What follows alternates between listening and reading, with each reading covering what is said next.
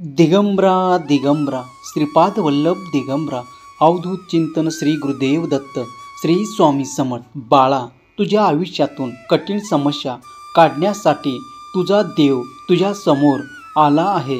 आज जर तू संदेश ऐकत आहेस तर तुझ्या वेदना आता संपतील, तुझे दुःख हरण केले जातील. पुढील काही मिनिटे या संदेशाकडे लक्षपूर्वक ऐक.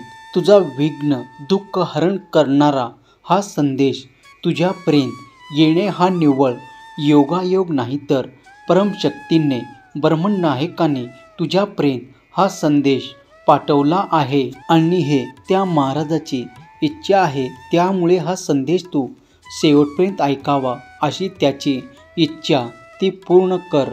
बाळा, माणसाचा स्वभाव समजणं खूप अवघड आहे. माणूस वेळ आणि परिस्थितीनुसार बदलत असतो. एक व्यक्ती जेव्हा दुसऱ्या व्यक्तीवर प्रेम करत असते तेव्हा ते म्हणते की मी तुझ्यासाठी जीव द्यायला देखील तयार आहे. वेळ बदलते तेव्हा तीच व्यक्ती म्हणते की मी तुझा जीव घेईन. त्यामुळे लक्षात ठेवा, सगळं काही बदलणार आहे. आता तुमच्या दुःखाचा काळ तुमचा चालू आहे, तो बदलल्याशिवाय राहणार नाही. साधी माणसं नेहमी फसवली जातात कारण ती चुकीच्या माणसावर विश्वास ठेवतात. आयुष्यात सरळ असणं वाईट नाही, पण जर तुम्ही फसवले जात असाल तर वेळी सावध व्हा. आयुष्यात कुठल्याही परिस्थितीत सुखी राहण्याचा प्रयत्न तुम्ही करा. दुःखी राहिल्याने उद्याचे प्रॉब्लेम सुटणार नाही, उलट आजचे सुख सुद्धा निघून जात आहे. स्वामी नामात प्रत्येक क्षणाला सुख मिळत असतो. त्यामुळे स्वामी नामात तुम्ही कायम राहा.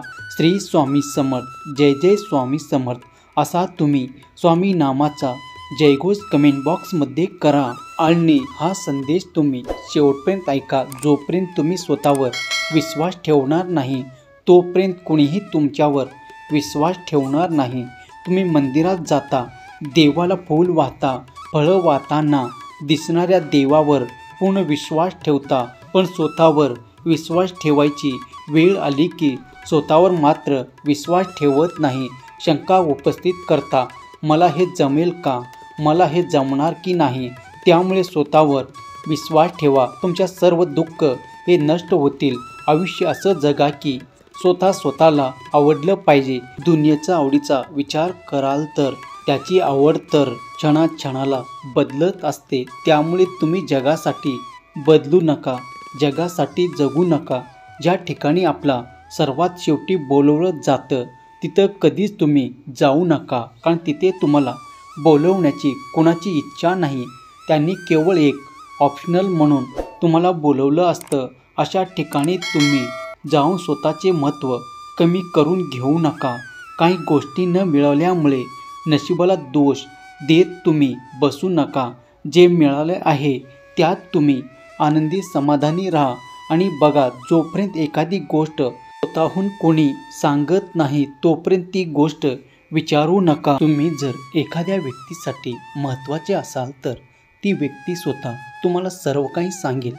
जीवनात कोणाचाही स्वभाव ओळखायचा असेल तर त्याला फक्त आर्थिक मदतीची विचार करा. ताबडतोब तुम्हाला त्या माणसाचा खरा स्वभाव समजेल की तो आपल्यासाठी काय करू शकतो.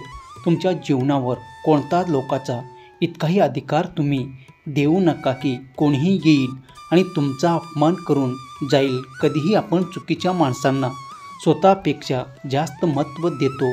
जोपर्यंत आपण स्वतःला महत्त्व देत नाही तोपर्यंत समोरची व्यक्ती देखील आपल्याला महत्त्व देणार नाही. त्यामुळे तुम्ही स्वतःला महत्त्व द्या, स्वतःला किंमत द्या, व्हॅल्यू द्या. जिथे तुमची चूक नाही तिथे तुम्ही माफी मागू नका. जिथे तुमचा आदर केला जात नाही तिथे कधीही पाय ठेवू नका. राग आला तर आला चालेल, पण आपला स्वाभिमान तुम्ही गमवू नका. सहमत असाल तर चॅनलला सबस्क्राईब करा आणि लव यू गॉड असे टाईप करून हा संदेश तुम्ही शेवटपर्यंत ऐका. ज्या माणसाने आपल्याला हलकी वागणूक दिलेली आहे आपण त्या माणसांना पुन्हा पुन्हा आयुष्यात स्थान देतो. अशांनी माणसं आपल्याला गृहीत धरतातच, पण आपल्याला महत्त्व देणेसुद्धा बंद करतात. त्यामुळे अशांना तुम्ही महत्त्व देणे सर्वप्रथम बंद केले पाहिजे. आयुष्यात फक्त चांगले विचार महत्त्वाचे असतात हे लक्षात ठेवा आणि ते चांगले विचार फक्त आपणच निर्माण करू शकतो. जर तुम्हाला चांगले विचार आणायचे असतील तर स्वामी महाराजांचे विचार तुम्ही ऐका. स्वामी महाराजाच्या आशीर्वादरूपी संदेश तुम्ही ऐका आणि त्याच्यासाठी या भक्तिमय चॅनलला सबस्क्राईब करून हा संदेश आपल्या प्रियजनांना शेअर करा. आयुष्य बदलण्यासाठी सगळ्यांना वेळ मिळतो, पण वेळ बदलण्यासाठी आयुष्य कोणालाच परत मिळत नाही. म्हणून नेहमी लक्षात ठेवा, वेळेचा चांगल्या प्रकारे वापर करा, सदुपयोग करा. आपल्याला सोडून गेलेल्या लोकांना कधीही दोष देत बसू नका. उलट जीवनामध्ये असं काही करून दाखवा की जे लोक तुम्हाला सोडून गेले आहे त्यांना पश्चाताप झाल्याशिवाय राहणार नाही. मोठ्या आणि आदरणीय व्यक्ती त्याच असतात ज्यांना भेटल्यावर आपल्याला आपल्यातला कमतरता न दिसता आपल्यातला सकारात्मक गोष्टी दिसू लागतात. तुम्ही ही गोष्ट नेहमी लक्षात ठेवा मित्रांनो, की सगळ्या गोष्टी नशिबाने मिळत नसतात, तर काही गोष्टी मिळवण्यासाठी स्वतःला प्रयत्न करून सुद्धा करावे लागत नाही. तुम्ही प्रयत्न करण्यासाठी एक पाऊल टाका, भगवंत तुमच्याकडे 10 पावले चालत येणार. भगवंताला फक्त तुमच्याकडून प्रयत्नाची अपेक्षा आहे. म्हणून तर भगवंत म्हणत असतात, भिवू नकोस, मी तुझ्या पाठीशी आहे. विश्वास असल्यास माझा देव माझ्या पाठीशी असे टाईप करा आणि हा संदेश शेवटपर्यंत ऐका. तुमच्या जीवनातून जेव्हा तुमच्या जवळची माणसं तुमच्यापासून लांब जायला लागतील तेव्हा समजून जा की त्याचा गरज आता पूर्ण झालेली आहेत. काही लोक जेव्हा त्याच्या गरजा पूर्ण करण्यासाठी तुमच्याजवळ येत असतात, मतलबी माणसं गरजेच्या वेळी तुमच्याजवळ येतात, तुमचे विचारपूस करतात, पण त्याच्या गरजा पूर्ण होतात तुमच्याशी संवाद साधणे देखील बंद करतात. अशा लोकांना वेळीच ओळखा आणि त्याच्यापासून लांब राहायला शिका. यातच तुमचं भलं आहे. संघर्ष करणारा माणूस नेहमी एकटा असतो, बाळ असतो. त्यामुळे संघर्षाच्या वेळी जरी तुम्ही एकटे असला तरी अजिबात घाबरून जाऊ नका, कारण संघर्ष हा एकट्यानेच करायचा असतो आणि त्याच्या पाठीशी हा ब्रह्मनायक असतो, देवी शक्ती असते. त्यामुळे तुम्ही एकट्याला कधीही एकटं समजू नका. तुमच्या पाठीशी तुमचा देव आहे. त्यामुळे तुम्ही हार मानू नका. विश्वास असल्यास लव यू गॉड असे टाईप करा. आयुष्यात जेव्हा लोक तुम्हाला मागे खेचतील तेव्हा समजून जा की तुम्ही आता यशाच्या अगदी जवळ पोचले आहात.